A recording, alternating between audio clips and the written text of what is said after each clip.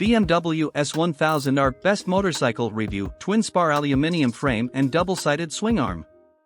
Welcome to the BMW S1000R review. The German firm gave us what we all wanted in 2014, a naked S1000RR superbike.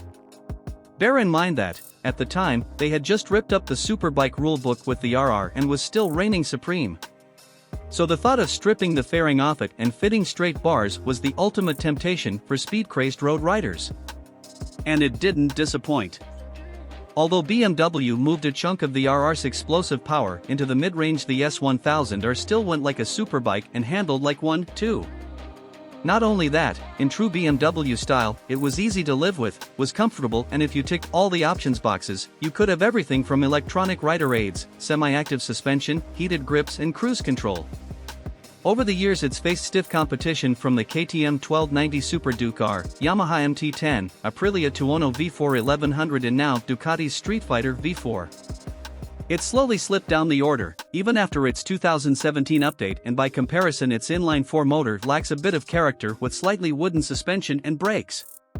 You can still buy an S1000R new today, 2020, with a 3-year warranty and even fully loaded now costs significantly less than the latest, greatest super nakeds, which puts a different slant on things. It's now a bargain and ridden in isolation still a machine that delivers so much, whether you want to tear up a track day, tour around Europe or just have fun on a silly, sunny Sunday morning. Ride quality and brakes. Handling and braking power are up there with the early S1000RR superbike it's based on, and you'll be hard-pushed to find its limits on the road. Both before and after its 2017 upgrade where it got the 2015 RR frame and lost a couple of kilos, barely noticeable, it steers crisply, has loads of ground clearance and stability, other than at very high speed, where the lack of downforce on the front will give a vague, sometimes flighty feeling, but that's the hallmark of any naked. Sat on its semi-active Sachs forks and shock, we've only ridden it with electronic suspension. BMW press bikes are always fully loaded, it's smooth over bumps, comfortable at low speed and controlled when you up the ante.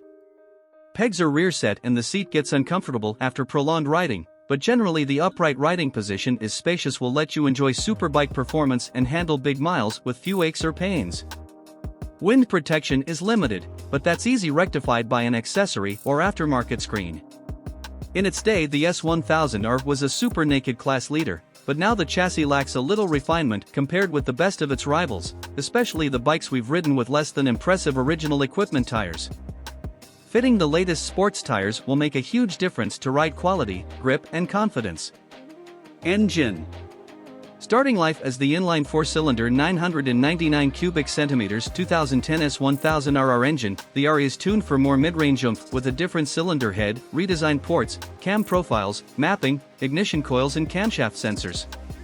Power was trimmed from 193 bhp at 13,000 rpm to 160 bhp at 11,000 rpm initially, but it gained another 3 brake horsepower when it was Euro 4D in 2017, useful, but barely detectable.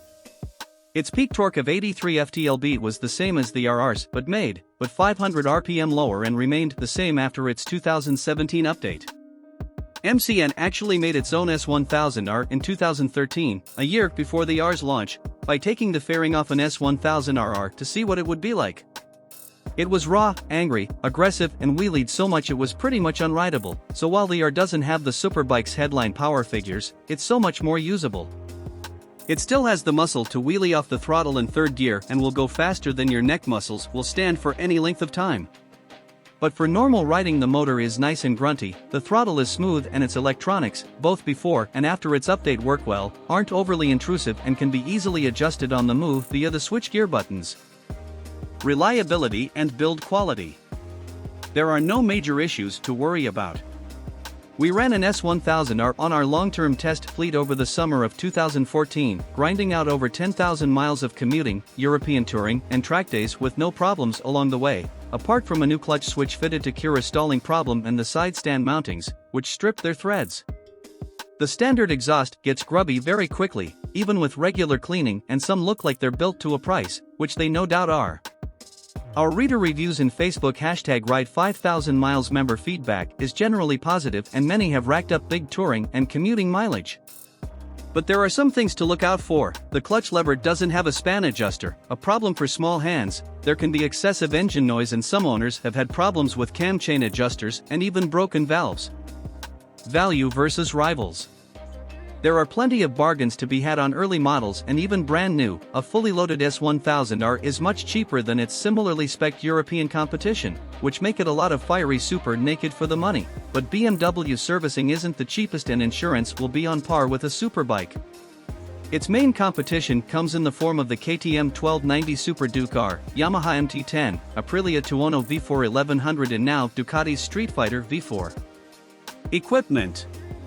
Although its multifunction LCD dash looks decidedly old school nowadays, especially compared with BMW's latest color displays, which are the best in the business, the S1000R is pretty well equipped, even in standard trim, not that you'll find many that aren't the higher spec sport models with all the bells and whistles.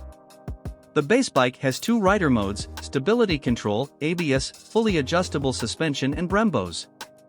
Find a sport model and there's 2 more riding modes, full traction control, cruise control, heated grips, belly pan, LED indicators and DDC suspension. A large range of aftermarket and official BMW accessories are also available: tank bags, tail packs, performance goodies, the list goes on.